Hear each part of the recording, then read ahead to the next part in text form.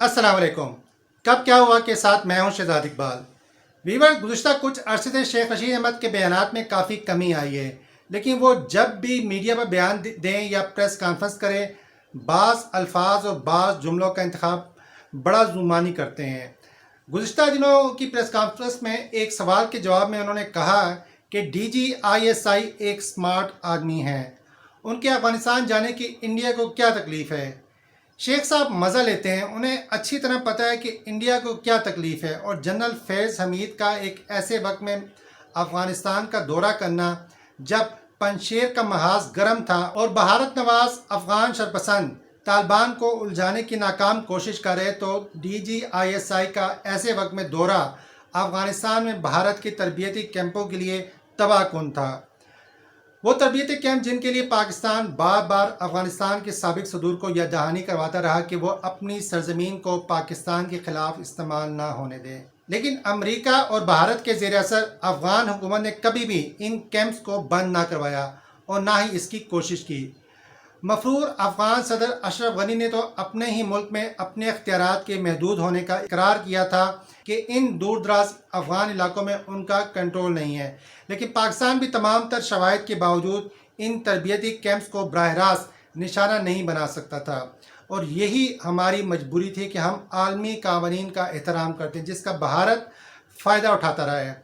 अगरचे इन कैंप्स की तरबियत याफ्ता दहशत गर्दों ने पाकिस्तान में हज़ारों जानें लीं और भारत एक तीसरी सरजमीन इस्तेमाल करके दुनिया की नज़रों में अमन का चैंपियन बना रहा और हमारे घर उजाड़ता रहा, आज भी वो ये बोंडा प्रोपेगेंडा कर रहा है कि पंशेर में पाकिस्तानी फ़ज़ाइया ने मज़ामती फ़ोर्स को निशाना बनाया, जबकि एक ज़मीन पर गिरा हुआ F-16 त्यारा भी दिखाया जो उनके बकौल पाकिस्तान के, हालांकि ये त्यारा अमरीकी एयरफोर्स का था जो तकनीकी खराबी की वजह से अप्रैल 2018 में अमेरिका में गिरा था। भारत इसके अलावा अपने चैनल पे एक वीडियो भी दिखा रहा है जो उनके बकौल पाकिस्तान के त्यारे पंशेर में बमबारी कर रहे हैं। हालांकि ये क्लिप एक वीडियो गेम का है जिसे भारत अपने अवाम को बेवकूफ़ बनाने के लिए इस्तेमाल कर रहा है।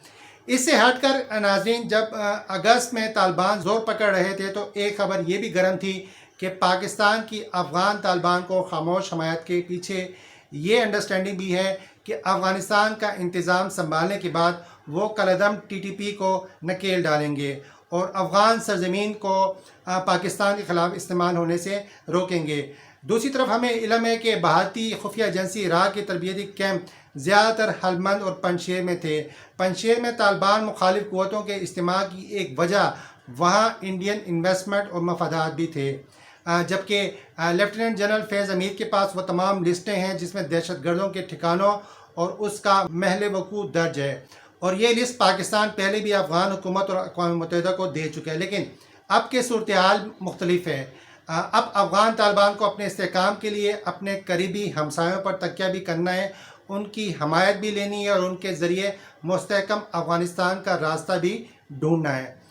पाकिस्तान में दहशत गर्दी CPEC के लिए नुकसानदेह है। CPEC में चीन शराकतदार है जिसे अफ़गानिस्तान के रास्ते वस्ती एशिया तक भी जाना है, और इस रसाई में अफ़गानिस्तान की तरक्की और अफ़गानों की खुशहाली ज़रूरी है।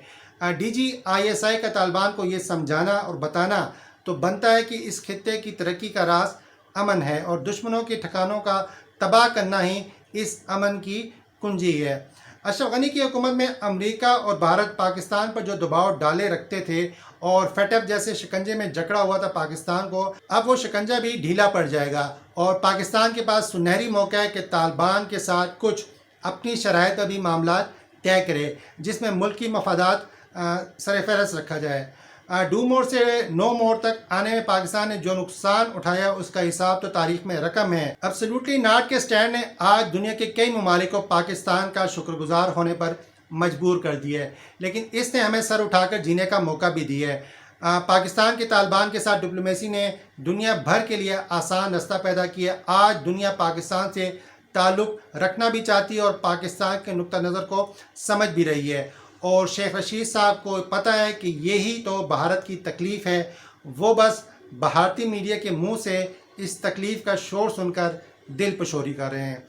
अब तक के लिए इतना ही। अपना और अपने हमवतनों का ख्याल रखिएगा और इस चैनल का भी बहुत शुक्रिया। अल्लाह वारिस।